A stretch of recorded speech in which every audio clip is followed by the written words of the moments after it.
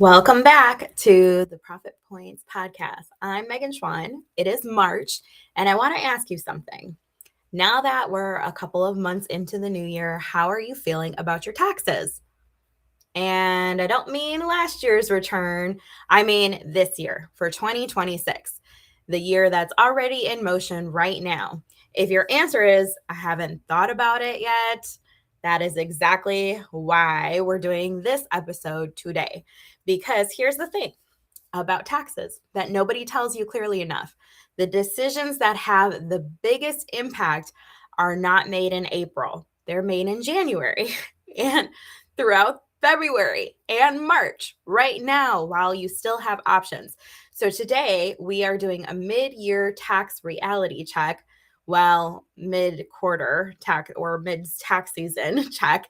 And I'm going to walk you through exactly what to be thinking about, what's still in play, and what small moves you can make right now that will make a real difference by December. And if you've been super focused on 2025 taxes, I get it. We are too. But this is the absolute best time to also start paying attention to 2026. Typically, in early March, what I see from business owners looks something like this. You filed, or you told your accountant you're going to do an extension, or you're about to file your prior year return. You've either paid what you owe in estimated taxes, or you're waiting on a refund. You may be breathing a small sigh of relief. And then you go right back to running your business without giving taxes another thought until next February. And trust me, I get it. As an accountant deep in tax season, I understand tax season is exhausting. The idea of continuing to think about taxes once it's over definitely often feels like punishment. But that pattern of relief, disengage, is exactly how tax surprises keep happening year after year. March is actually one of the most strategically useful months of the year for a business owner who wants to take control of her tax picture. You have enough data from January and February to start modeling what this year is going to look like. You still have 10 months to make adjustments if you're not liking what you see. And the decisions you make now about estimated payments, retirement contributions, expenses, entity structure, all of those have compounding effects that play out all year long. This is the window. Let's make sure we use it. So let's talk. What are those decisions that still matter early in the year? Let me walk you through them. The most time sensitive decisions in early Q1, the ones where acting now versus waiting really matters. First, it's your estimated tax payment. For quarter one, this estimated tax payment is due April 15th. That means you have about 4-5 weeks from the time this episode airs to get that first quarter monthly payment in order, or first quarterly payment in order, not monthly. If you don't know what you should be paying, now is the time to figure it out, not on April 14th.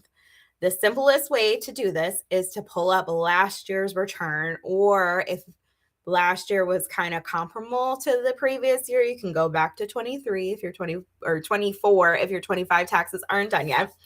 You can look at what you owed in total taxes. So that usually shows up somewhere on line 24 of your 1040. You can use that, divide by 4, or whatever the tax due was at the time to keep it consistent. And that is now your safe harbor baseline. You have to subtract out withholdings. And if you do estimated taxes on a regular basis, take a look at that. If you expect that this next year is going to be significantly more or less than last year, you may want to increase or decrease that number. But whatever it does, it gives you a good idea. And guess what? Quarter one payment, it doesn't have to be perfect. You want to make sure that you're not skipping it entirely. The penalty for underpayment is small, but it is entirely avoidable.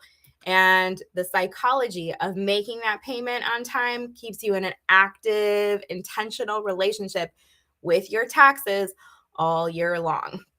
Okay, so second, if you haven't maxed out or even started a retirement contribution for last year, you actually still have time. Contributions to SEP IRAs, simple IRAs for the prior tax year can be made up until the extended due date of your return, which for most sole proprietors and S Corp owners means October 15th if you file an extension. So if you made solid profit last year and didn't set aside anything for retirement, you still do have a window to reduce your taxable income and build your future at the same time. That is a powerful 2-for-1 that a lot of business owners miss simply because they didn't know the deadline is extended. Same is true for HSAs. So if you have one of those, that is another one that you can still contribute to for 2025. All right. Third, if you're considering an S election for this tax year, the deadline to make that election effective for January 1st is almost here. The deadline is March 15th. But late election S Corp or S Corp elections can sometimes be accepted with reasonable cause. So even if this year is off the table or this previous year, last year, now is the perfect time to run the math with your accountant and decide if an S Corp makes sense for you going forward. At certain income levels, generally net profit of about 50 to 60 or more, the self-employment tax savings by switching to an S Corp can be substantial. I'm talking usually 5,000, anywhere from 5,000 to 10, 15,000 or more, depending on your income. And so if you haven't had this conversation, put it on your agenda before the end of this quarter so that you can get with your accountant, or if you don't have an accountant, get with me so we can talk about whether or not it is a good option for you. Okay, so now we want to talk about an important distinction, because not everything that feels urgent in tax season actually is. And I know that taxes just cause a lot of fear for people in general. So I want to give you that distinction. Not everything that's a real opportunity feels urgent either. So we want to make sure that we're learning to tell the difference. Learning to tell the difference is one of the most useful skills a business owner can develop. So we want to get into that right now as well. So things that are genuinely urgent right now. One is your Q1 estimated tax payment. It is due April 15th. That has a real deadline with a real consequence, be it it's not a super significant one, but still one. Getting your prior year return filed or extended by April 15th or March 15th if you have a S Corp or partnership. Same deal. Those are real deadlines with real consequences, and you don't want to miss it. So if you haven't filed your extensions, you need to make sure you do that now. Gathering documentation for any deductions you're claiming. If you don't have the records, the deduction doesn't hold up, these are time bound. You want to make sure you're acting on them. So some things that are opportunities and not emergencies, but genuinely valuable if you act on them in the next 60 to 90 days are things like reviewing your bookkeeping. So your records are clean and current rather than waiting until December to catch up on the last 12 months. Setting up or increasing your tax savings account so you're consistently setting aside 25 to 30% of your net income as revenue comes in is something that is a good opportunity. Having a proactive planning conversation with your accountant, not to file anything, just to talk through where you are and what you can do before the end of the year. These aren't on fire, but they're the moves that make the end of the year feel completely different. Here's an analogy that I love. Urgency is like the check engine light. You have to deal with it now or something breaks. Opportunity is like that routine oil change. It's not an emergency, but if you skip it consistently, it creates an emergency. Both matter, and March is a great time to handle both. And hopefully that is what you're walking away with, right? Let me paint you two pictures of December 2026. So if you will, close your eyes for a second. Let me paint it for you. Picture one, it's December 15th. Your accountant reaches out asking for your year-end documents. You realize you haven't categorized expenses since August. Your bookkeeping is 4 months behind. You have no idea what your profit was for the year, which means you have no idea what your tax bill is going to be. You scramble to catch up. You hand over a mess. You spend the holidays stressed. You get your return back in March, and the number is a surprise and not a good surprise. Okay, picture one. Okay, so now breathe. We'll go out. Picture number 2. It's December 15th. You've been running a monthly money date all year. Your bookkeeping is current. You've been setting aside 28% of your net income in your tax account every month. In October, you had a proactive conversation with your accountant and made a retirement contribution that reduced your taxable income by $12,000. Your Q4 estimated payment is already calculated and ready to submit. You have a solid estimate of what you'll owe. December is calm. Tax season is a process and not a panic. So, what's the difference between those two scenarios? It's not one big dramatic decision made in December. It's a series of small, consistent actions taken throughout the year. Quarterly payments made on time, monthly bookkeeping kept current, a proactive retirement contribution made before the year end, a planning conversation in October instead of February. None of those individual moves is technically that hard, but together they completely transform the experience of running a business financially. So I want to give you a framework to use right now, today, this week, to do your own mid Q1 tax reality check. After all, none of this matters unless we start taking action. So grab a piece of paper or a notebook or, talk thing. I guess you couldn't do that if you're talking or listening on your phone. But anyways, grab something. 4 questions. I want you to write these down. Question 1. Do I know roughly what I owe in taxes for last year? And is my return filed or on a plan to be filed? If the answer is no, that's your first action item. Call your accountant, get clarity, and get a plan. And shameless plug, number 2. If you don't have an accountant or one that you feel like you can talk to, contact me today. You can go to chatwithmeg.com. I'll put that up again later.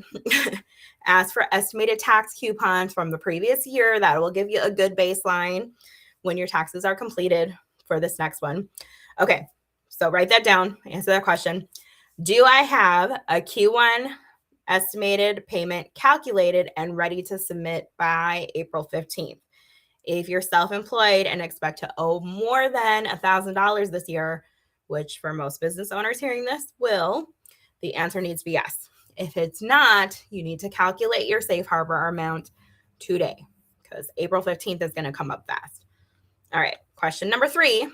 Is my bookkeeping current through at least or almost February? Usually our reporting gets done by the 15th of the month. So some of our clients aren't quite done for February, but most are there or getting there or will be there.